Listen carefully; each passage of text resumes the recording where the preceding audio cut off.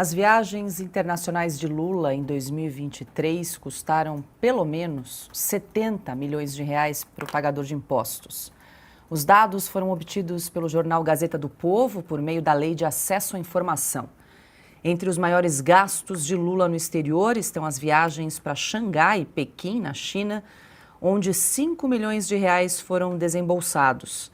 Desse valor, 1 milhão de reais foram consumidos com alocação de veículos e 2 milhões em hospedagem. Dubai, nos Emirados Árabes Unidos, onde o presidente participou da COP28 em dezembro, custou quase 4 milhões de reais. Na ocasião, Lula levou uma caravana de 22 deputados, 9 senadores e 8 assessores. A terceira viagem mais cara de Lula ao exterior no ano passado foi para Paris. A tentativa do chefe do executivo de obter o apoio da França para acordos comerciais com o Mercosul totalizou 3 milhões e 800 mil reais. Bom, Piotr, mas Lula não conseguiu o apoio necessário, e mesmo torrando essa grana toda em Paris, se a gente somar aí todas as viagens internacionais em 2023, pelo menos 70 milhões de reais, dinheiro nosso aqui, pagadores de impostos. Dinheiro que não volta mais, e se a gente olhar para o resultado dessas reuniões, vamos lá? Na China, lá em abril, que levou inclusive João Pedro Stedley nessa comitiva gigantesca também, que afronta a propriedade privada no Brasil, direito à propriedade privada constitucional, lidera o MST, invasões pelo país, inclusive é um prédio público, há uma área de pesquisa da Embrapa lá em Pernambuco, que destruiu a área de pesquisa da Embrapa, e o MST não foi incluído naquele inquérito do Supremo sobre invasão a prédios públicos e depredação de patrimônio público, ainda mais de ciência neste caso. O resultado? Nada. Aliás, na China ainda o presidente disse o seguinte lá atrás, em mais um daqueles comentários desastrosos sobre a guerra na Ucrânia. A guerra só interessa aos dois, fazendo uma falsa equivalência entre a Ucrânia invadida e a Rússia invasora. Algo que ele voltou a repetir. Em Dubai, por exemplo, um pouco antes, na primeira viagem, disse que a construção da guerra foi mais fácil do que será a saída da guerra, porque a decisão da guerra foi tomada por 2 países.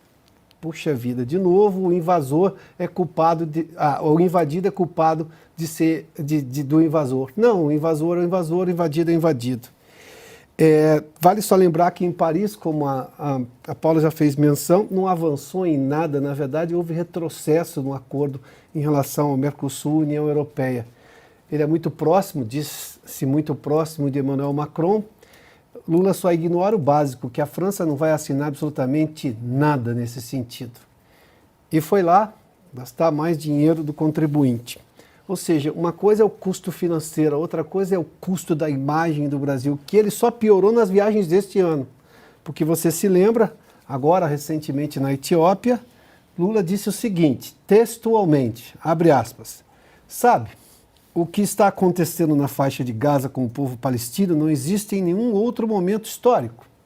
Aliás, existiu quando Hitler resolveu matar os judeus, fecha aspas. E agora ele disse que não se referiu ao Holocausto. Ou seja, ou é um esperto tentando enganar todo mundo, ou não leu um mínimo de história. Ou as duas coisas juntas. Ou seja, uma coisa é o custo, que já é altíssimo para o contribuinte. A outra é o resultado ruim de todas essas viagens. Não houve avanço em nada do ponto de vista comercial que seja realmente importante.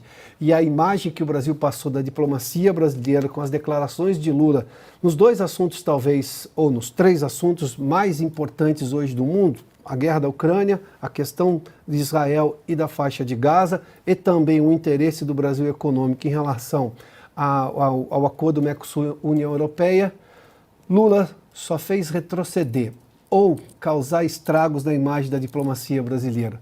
O custo financeiro, que é alto, neste caso, parece até pequeno. Não é, mas parece até pequeno pelo estrago que Lula causou ao longo dos próximos anos, justamente na imagem do Brasil no cenário internacional.